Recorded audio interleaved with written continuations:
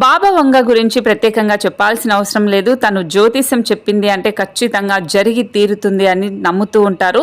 అయితే 2025లో జరగబోయే ఇదే అంటూ కూడా తను చాలా విషయాలైతే చెప్పింది. ఇప్పుడు దానికి తగ్గట్టుగానే కొన్ని విషయాలైతే జరుగుతూ ఉన్నాయి. అయితే 2012లో ప్రపంచం అంతమవుతుందని చెప్పింది, కానీ అది జరగలేదు. 2025లో కూడా ప్రపంచం అంతం అవుతుంది అని చెప్పింది. మరి అది అవుతుందా లేదా అనేది చూడాలి. అయితే ఇప్పుడు భారీ యుద్ధాలు, ఘర్షణలు జరుగుతుంటే మేబీ అది నిజమయ్యే అవకాశం ఉంటుందేమో, యుద్ధ వాతావరణం వస్తుందేమో అని అనిపిస్తుంది. అయితే 2025లో ఐరోపాలో ఎక్కువగా యుద్ధాలు జరుగుతాయని చెప్పింది. దానికి తగ్గట్టుగానే ఇజ్రాయెల్, ఇరాన్ మధ్య ఇప్పుడు యుద్ధ వాతావరణం నెలకొంది. అలాగే మొన్నటి వరకు కూడా భారత్, పాకిస్తాన్ కూడా యుద్ధం వచ్చేస్తుందేమో అన్నంతగా ఎక్కువగా గొడవలు అయితే జరిగాయి.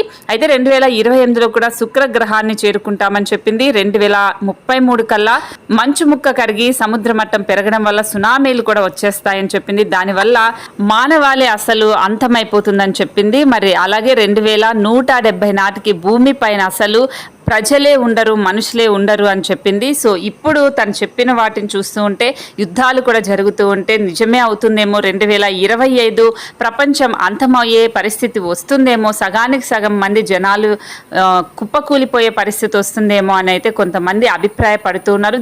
ఈమె చెప్పిన జ్యోతిష్యానికి చాలామంది ప్రముఖులు, నిపుణులు కూడా సపోర్ట్ చేస్తూ ఉండటంతో నిజంగానే జరిగే అవకాశం ఉంటుందా అని అయితే టెన్షన్ వాతావరణం నెలకొనింది. మరి ఇప్పుడు చూస్తున్న పరిస్థితులు చూస్తుంటే మీకే అనిపిస్తుందో ఖచ్చితంగా కామెంట్ చేయండి.